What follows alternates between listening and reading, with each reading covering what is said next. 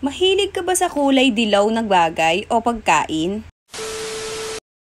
Sa recipe na ito ay gagamit lang ako ng Mr. Gulaman na yellow, condensed milk na mango flavor, saka isang maliit na all-purpose cream. Tama ka nang narinig, 3 sangkap lang yung gagamitin natin. Sa recipe na ito ay hindi na nga tayo gagamit ng mangga. Medyo may kamahalan kasi ngayon. Tinimpla ko nga muna yung gulaman sa 3 basong tubig. Then nilagyan ko lang ng kalahati ng condensed milk. Then nung kumulo na, sinet aside ko muna ito hanggang sa lumamig. Then nung malamig na nga siya, ay hiniwa ko lang siya sa 2 bahagi. Yung kalahating bahagi niya ay ginamitan ko lang ng pangkayod ng nyog or ng buko. Tapos yung kalahating bahagi naman niya ay hiniwa ko lang ng pa-square. Depende naman sa inyo kung gaano kaliit or gaano kalaki yung gusto nyo. Basta mahiwa mo lang siya. Lalagyan ko pa nga sana ito ng sago na maliliit, kaya lang wala akong nabili.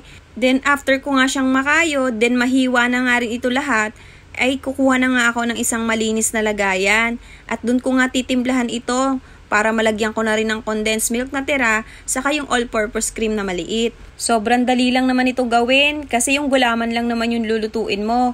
Tapos ay wala ka namang ibang sangkap pa na niluluto. Siguradong kayang-kaya mo itong gawin sa bahay kahit anong oras. Nang maisalin ko na nga sa bowl yung mga nahiwa ko na square, ay nilagay ko na nga yung kalahating condensed milk na mango flavor. Ngayon pa lang ako nakasubok gumamit ito at lasang-lasa nga talaga siya ng mangga.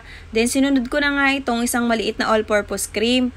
Tapos ay kayo na lang ang matansya kung gaano ba katamis yung gusto nyo. Pwede mo naman siyang dagdagan pa ng asukal o kaya ng condensed milk pa. Kung sumobra naman siya sa condensed milk, ay pwede ka namang mag-add pa ng all-purpose cream.